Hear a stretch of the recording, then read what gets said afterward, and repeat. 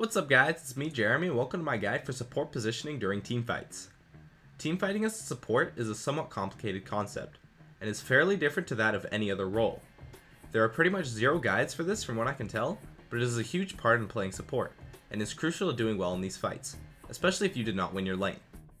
Alright, first we need to understand how teamfighting as a support works. As a support, your auto attacks are pretty much useless. Although they are not completely useless, it is not a significant amount of damage output from you. Your teamfight presence comes from your skills. And this leads into the first part of teamfighting as a support. I call this the high maintenance phase of teamfighting. This is at the very beginning of a fight, right as the initiation starts.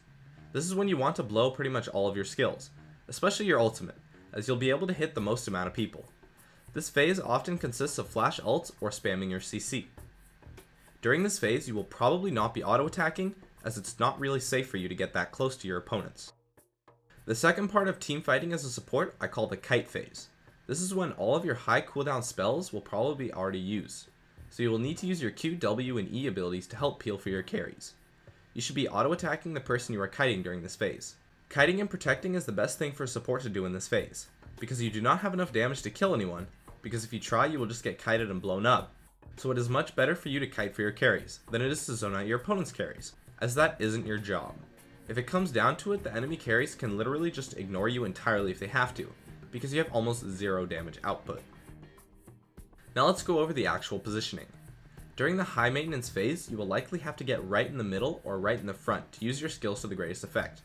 However, you should not be in the very front, nor should you be the first person to jump into a fight, because you will most likely just get blown up, as you really are not that tanky, even if you are playing someone like Tark or Leona. Unless you have a lot of gold, which doesn't really happen unless you get a bunch of kills. Having a support initiate a fight is bad because it forces the fight way too hard, and it will be easy for the opponents to dive your carries, as you will have almost no way of stopping them.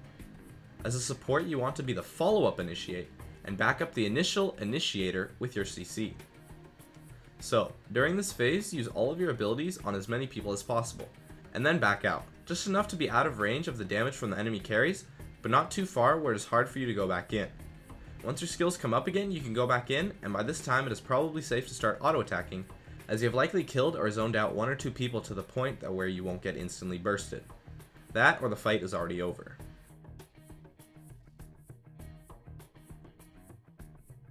Next comes the kiting phase. This phase starts as soon as any enemy tries to dive your carries. It's very possible that a fight will start without the high maintenance phase even taking place.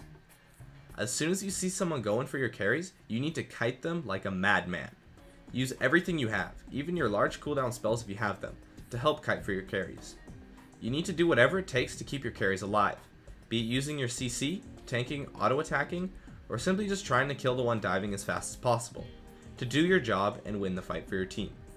Your positioning will be similar to that of an AD carry during this phase, because you'll have to be pretty much next to them the whole time, protecting them with your life. This means that you'll be in the back, as opposed to diving in the middle. Once you kill their front line diving your carries, you can move on to the opposing carries and chase them down for an easy teamfight win, as long as some of your front line survived. So, that's it for my guide to support positioning in teamfights.